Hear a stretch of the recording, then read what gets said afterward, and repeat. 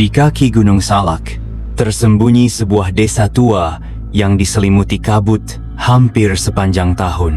Penduduknya hidup dalam keheningan yang terasa berat, seolah ada sesuatu yang mereka sembunyikan dari dunia luar. Salah satu pantangan di sana adalah larangan tidur sendirian di malam Selasa Kliwon. Sekar, gadis berusia 25 tahun, tinggal di desa itu bersama ibunya. Sejak kecil, Sekar dikenal berbeda. Tatapannya kosong, senyumnya jarang, dan langkah kakinya seakan selalu tahu arah yang tak terlihat. Ia sering berjalan sendirian ke hutan, membawa kembang dan dupa, lalu menghilang selama berjam-jam.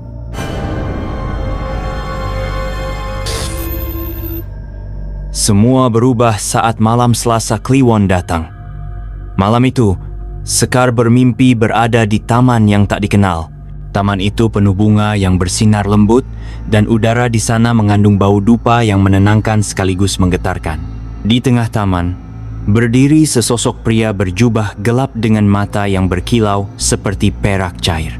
Sekar tak bisa bersuara, tapi dalam pikirannya terdengar jelas suara pria itu. "Engkau telah kupilih.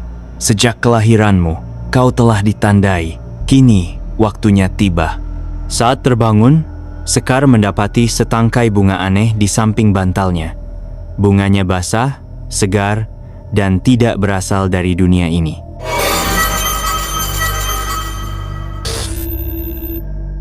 Hari-hari setelah itu, Sekar berubah.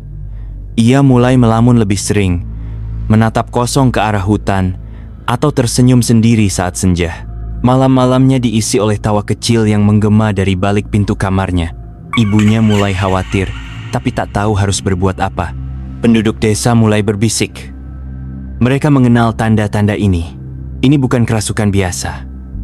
Ini adalah tanda bahwa Sekar telah ditunangkan oleh bangsa jin.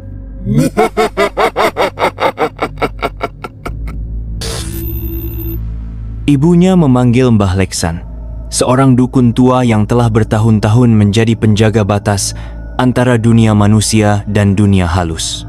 Mbah Leksan hanya memandangi Sekar sejenak, lalu menghela napas. "Ia telah dijadikan pengantin," katanya lirih. "Jin dari kerajaan bawah tanah telah mengikat jiwanya sejak kecil. Kini ikatan itu matang. Ritual pemutusan dilakukan. Malam itu, dupa dibakar, doa-doa dilantunkan, dan suara gong menggema di halaman rumah." Tapi ketika prosesi mencapai puncaknya, lampu padam tiba-tiba, angin menerpa dari segala arah, dan dari kamar Sekar terdengar jeritan panjang yang tiba-tiba berhenti. Saat kamar dibuka, Sekar telah hilang. Pintu terkunci dari dalam. Yang tersisa hanyalah bunga-bunga asing yang berserakan di lantai. 3 hari kemudian, Sekar kembali. Ia ditemukan duduk di pelataran rumah, mengenakan gaun putih yang tak dikenali siapapun. Rambutnya basah, kakinya kotor, tapi wajahnya tenang. Ia tak berkata apa-apa. Ia hanya menatap kosong ke arah langit, dan sejak itu, ia tak pernah berbicara lagi.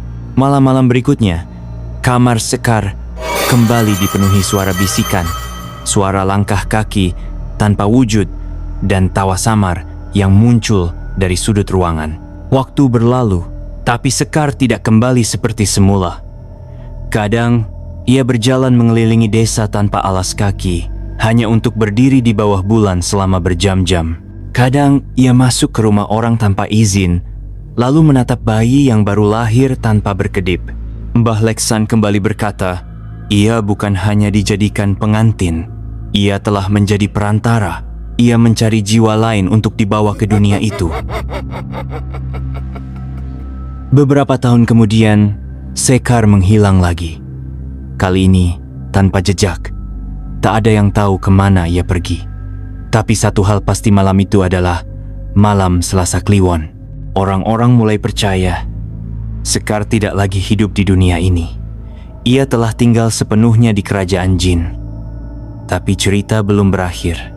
Karena sejak hilangnya Sekar, Kamar bekas tidurnya menjadi tempat terlarang. Siapapun yang tidur di sana akan bermimpi berada di taman yang sama, taman bunga bercahaya. Dan di tengahnya, Sekar berdiri mengenakan gaun pengantin putih, tersenyum. Kisah Sekar mungkin terdengar seperti legenda dongeng lama dari desa yang tertutup kabut.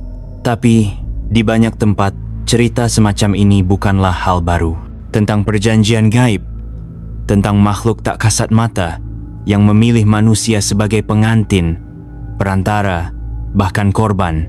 Apa yang menimpa Sekar adalah bagian dari batas halus antara dunia kita dan dunia lain. Batas yang kadang retak karena kesalahan, kadang terbuka karena ketidaktahuan, dan kadang karena memang kita ditakdirkan untuk melihat lebih dari yang seharusnya. Hati-hatilah terhadap mimpi yang terlalu nyata, dan jangan pernah meremehkan malam Selasa Kliwon.